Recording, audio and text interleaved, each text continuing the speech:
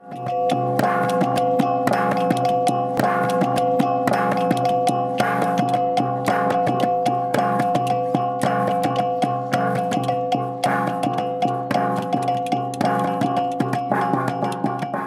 sa pag-aaral na sabi ng mga ninuno namin, ang Lepa raw ay ginawa nila para magiging tahanan nila kasi ang mga Badyaw ay maari mabubuhay sa laot. Ang Lepa ay nadiskubre para may matitirahan sila. Kung saan ang maraming isda, kadalasan yon ang pinupuntahan nila para may makakain sila. At sa mga lugar na walang kaguluhan na mangyayari kasi peace-loving people ang mga Badyaw.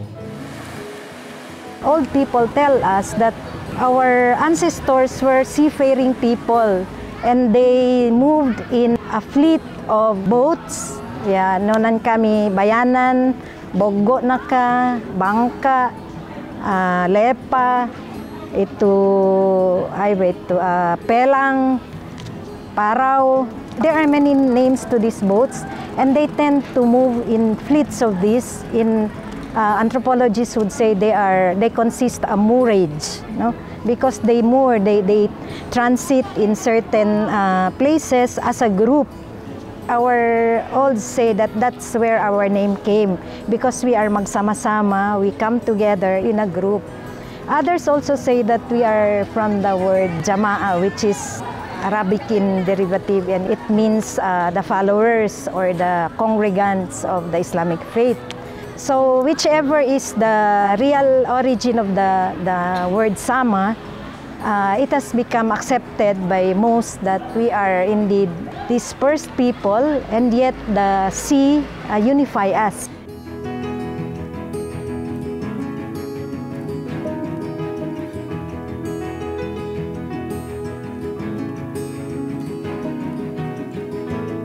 Tawi-Tawi, if you would look into the map, this is the southernmost province or island of the Philippines. Next to Sulu, ito na po yung Tawi-Tawi. And this is border to Malaysia and Indonesia.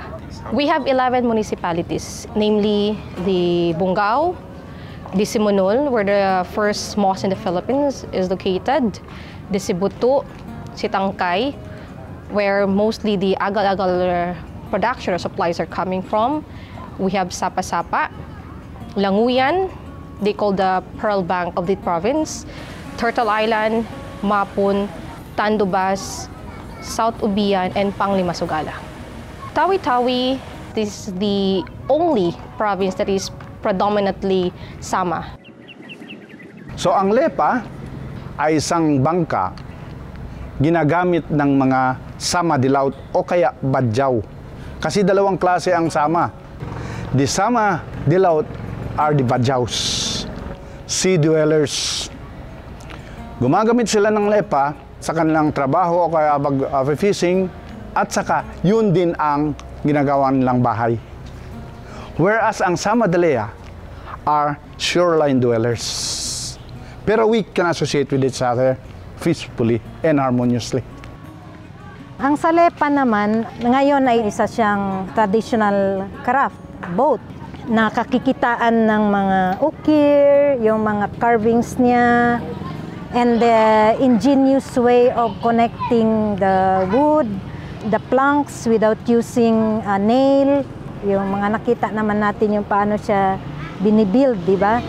And the way the Lepa is being constructed, binubuo muna yung spine, yung kanyang hull, at mag-build up ng kanyang body slowly, ganon. The importance of Lepa in the life of the Sama is that it used to be a form of dwelling. It's the house for the Sama Dilaut. It was not meant to be a piece of art or a piece of craft alone, no? So it was very utilitarian. It served the purpose of a family. It had the portion for the cooking, which usually is oriented towards the buli. Ubus mamunda ito is the entrance to the house. It's supposed to be where our front door is because it is the one that first connects with the land, no? So that the frontage of the lepa is the front of the house, the buli is the kitchen niya. Iya pelang benipaki he kamatuahan bedoho. So doho iya min lepa bini paki or pamayaan. Pelang jari rusab nihinang luma he kamatuahan bedoho. Paglai puas min pelang lepa nasab iya ni paki. So dalawa duya maka pelang hati na nihinang luma. Kumpit ma waktu bahao pasal mbalnya na kayo, misalnya kayo diki-diki na ni kundo madalea, samba na tayo ng lepa. Maka dikit niya tao ngayon ng lepa. Ya kay kana, masibuto, masitangkay, maghinang kumpit. Ati na misan kayo diki. Different talaga ang lepa. Ibang-iba. Sid dito ang loana ya lepa. Because lepa too, it has something that protrude, which we may call it as jungal. So doon, nakatayo ang head fisherman kung sakali kasi mataas siya. So pag-locate ng mga isda, doon sila. So ang pelang, another name din yan, which is as good as lepa. Lepa rin yun. Ang mga badyaws, ginagamit nila ang lepa sa pangingisda. So pag nakahuli na sila ng maraming isda, doon sila naglalako sa mga kabahayan along the shoreline. So noon, the mode of exchange is barter talaga. Hindi gumagamit ng pera. Kamuting kahoy lang ginagamit noon. In exchange for the fish. Yun. Hindi gumagamit talaga ng pera. Because I was still a small child noon. Ang daming klase ng boats dito sa Tawi-Tawi o kaya sa buong region. Sa mga badyaw, we have the smallest peddas. Ang peddas ay maliliit lang. For example, doon sila naka-anchor doon. So yun ang ginagamit na as transport, bangka. Ginagamit na pambili ng mga pagkain nila sa shoreline. Yun. O kaya paglalako ng in case medyo mababa na low tide na siya, yun ang ginagamit nila. Then, the other one is the lepa or pelang. Pero ang mga sama, ang dami. One is we have boggo. Boggo without triggers. Ginagamit namin sa pangingisda yan. Pero maliit lang. Good for one person only. Then after that, we have a bigger one. Parang modified boggo, but it is bigger. Kung sakasakali pupunta kami sa farm namin using the shoreline, gumagamit kami noon. Hindi na kami ayaw naming maglalakad, yun ang ginagamit namin. Then the next one is we have biral. 3 to 5 meters ang haba noon. Pero malaki ang tiyan. Both ends pointed. Pero ang itsura ng biral is just like the balangay that we build in Manila. Sakasakali may mga cargos kami tulad ng mga nyog o kaya mga kamoteng kahoy to transport from the farm using the shoreline to our homes. Then, the kumpit. Kumpit may maliit, may malaki. Yung pinakamalaki ang ginagamit pagperi ng mga tao from the island municipalities to Bungaw, the capital town. Yun din ang ginagamit for cargos from Zamboanga to Tawi-Tawi. Mayroon pa isa sa mga badyaw, ang tinatawag namin damas. Pero dugout boat yan. Flat siya ganon. Then, sa gilid, without trigger. Tiririt and kurikong, tiririt are small, fast craft. Parang speedboat yan. Pero maliit lang siya. Good for one person. Marine biodiversity, isa ito sa mga napaka-richest in terms of marine biodiversity. Kasi ang Philippines in general ay napapaloob siya sa Coral Triangle. Ang Coral Triangle, ito yung area in the whole world na may napakataas or with the highest marine biodiversity. Tapos yung Coral Triangle nan kasama ang 6 countries, Philippines, Malaysia, Indonesia, Papua New Guinea, Timor-Leste, at saka Solomon Islands. Tapos Coral Triangle talaga siya because of its shape. Tapos right in the middle of that Coral Triangle, actually makikita mo yung Tawi-Tawi. So yun, parang geographically, we can say that Tawi-Tawi is at the heart of the Coral Triangle. Now, meron kaming mga studies na rin, initially, market surveys na dito sa Philippines, dito may pinakamaraming klase ng isda na makikita mo sa market as far as market fish is concerned. Tapos, kung titingnan mo naman yung geographical location ng Tawi-Tawi, it's between two major geographic region ng Philippines. Ito yung Sulusi at saka yung Celebes o Sulawesi Sea. So kumbaga nasa middle kami. Yun yung Sulu Archipelago in general. Napaka-ideal for mga reef fishes na kaya you can expect na high marine biodiversity in the area just because of this geographical location alone and the nature of the islands. Lahat ng boat builders, lahat ng boats dito sa Tawi-Tawi before are a product of the skills of the people of Cebu. If you claim yourself as a native of Cebu, you cannot genuinely be called a native of Cebu if you do not know how to build boats. Yaon ko ito, Jipuk, Jawa.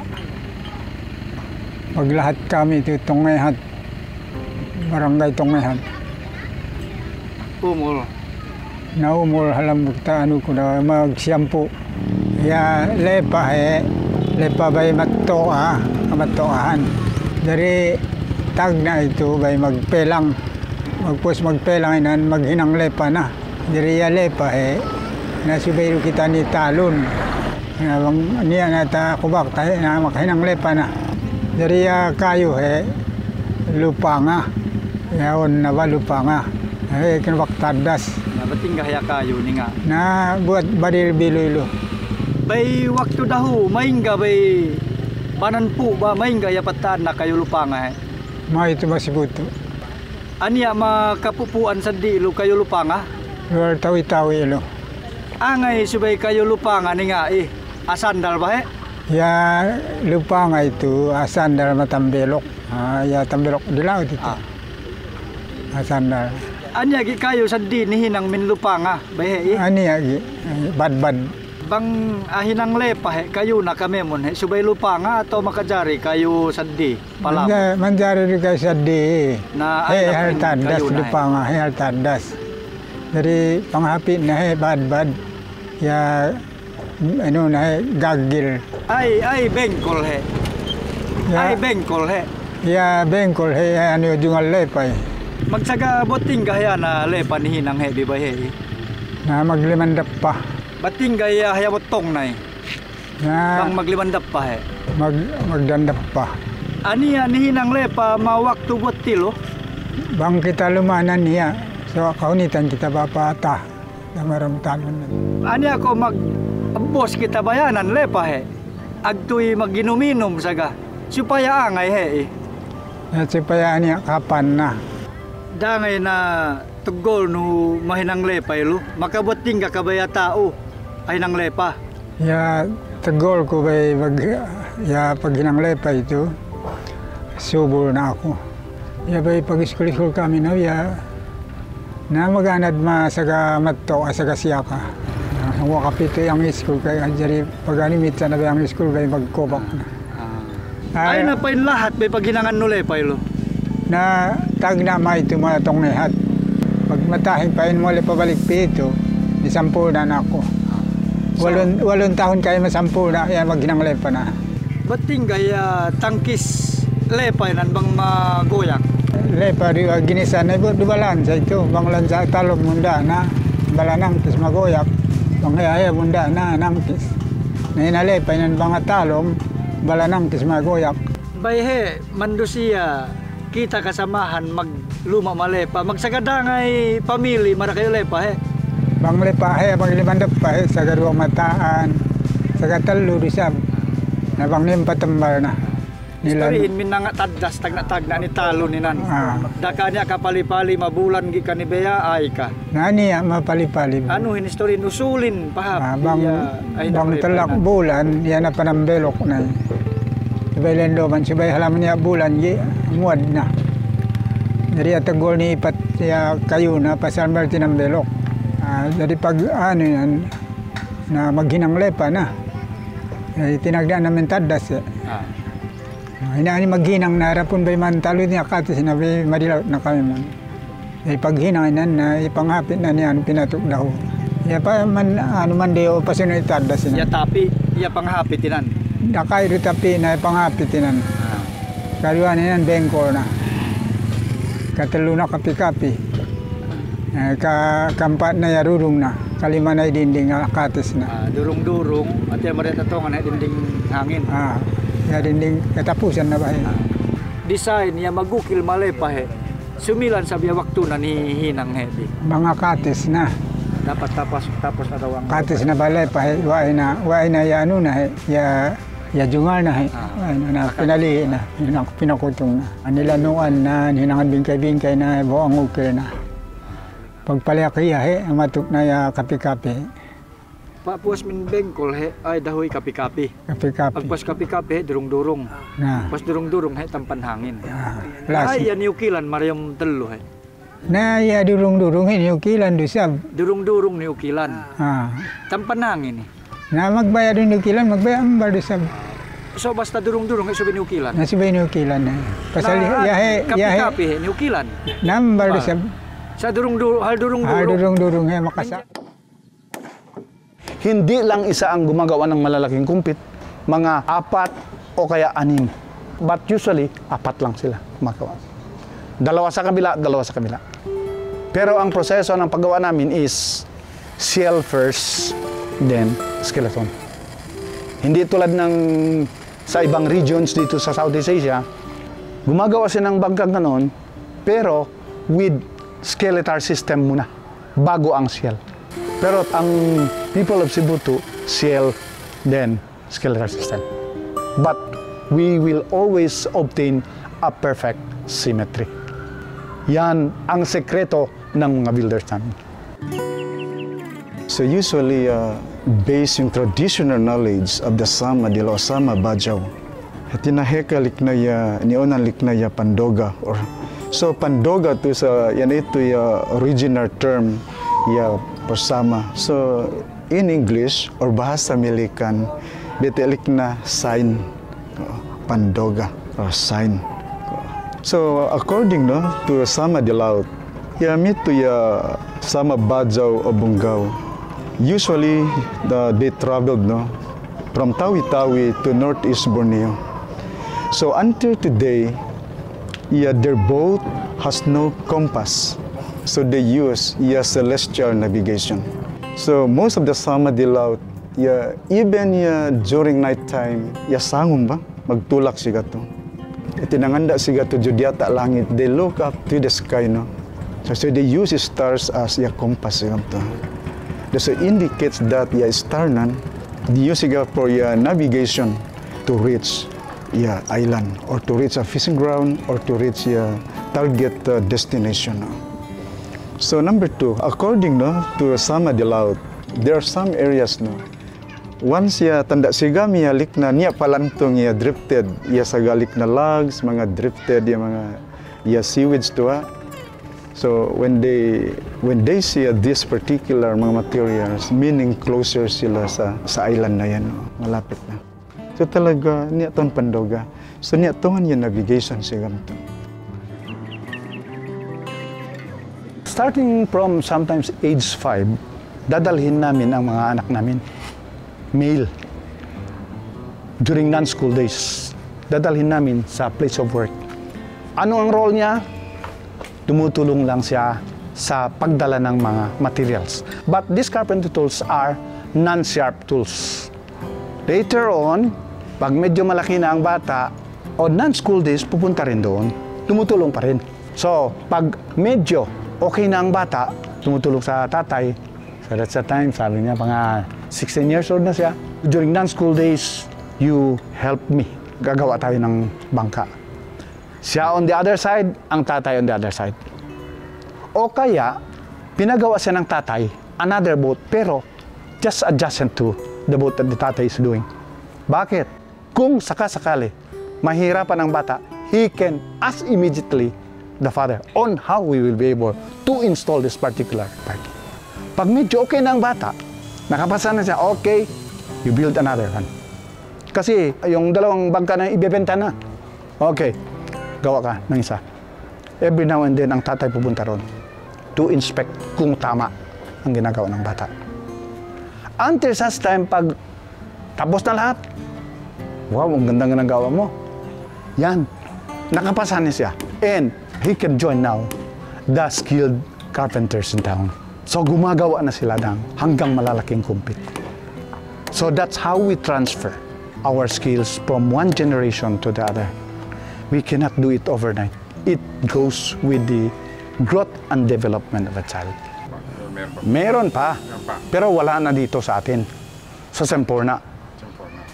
Kasi ang mga sama na yan o kaya badyaw na yan, after martial law, the declaration of martial law, nagkagulo na ang Mindanao. So, alam niyo naman, ang mga badyaw are peace lovers. They are law-abiding citizens. They do not want disturbances. They do not want whatsoever. So, the only way to evade this, they migrated to Sabah. So, they stayed in Semporna.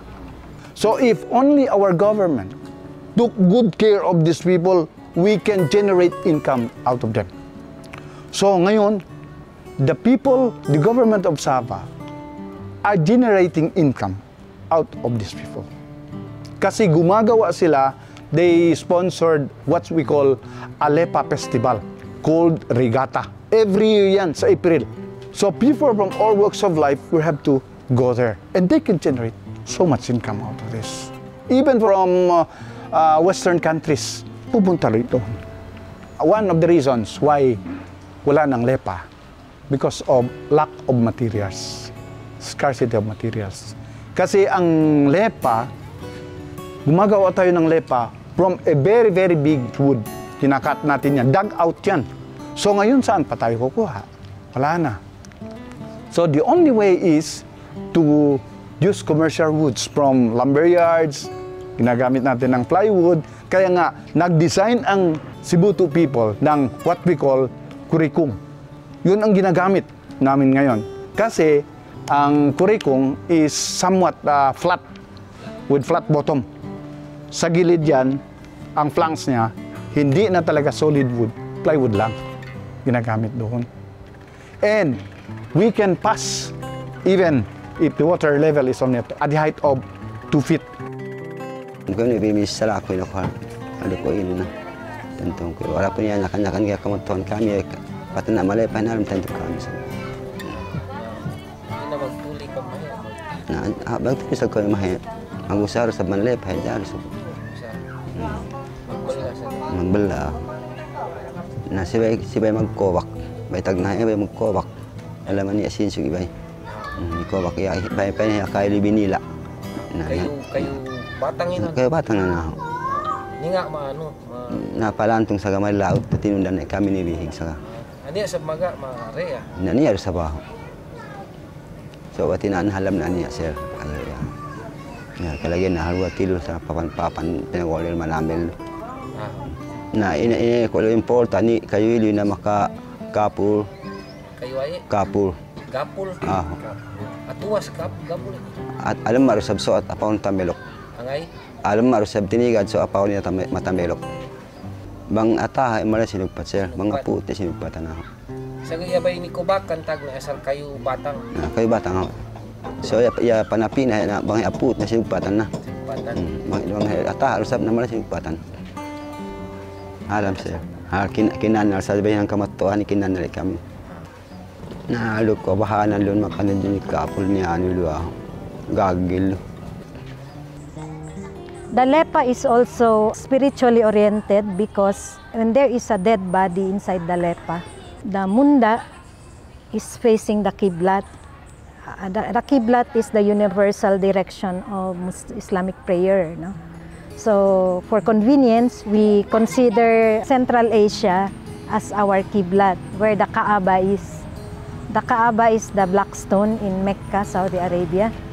And so when there is a dead person in the LEPA boat, the dead person is oriented in such a way that yung paa niya ay nakaharap doon sa munda, sa front ng LEPA, at ang ulo niya ay nasa buli.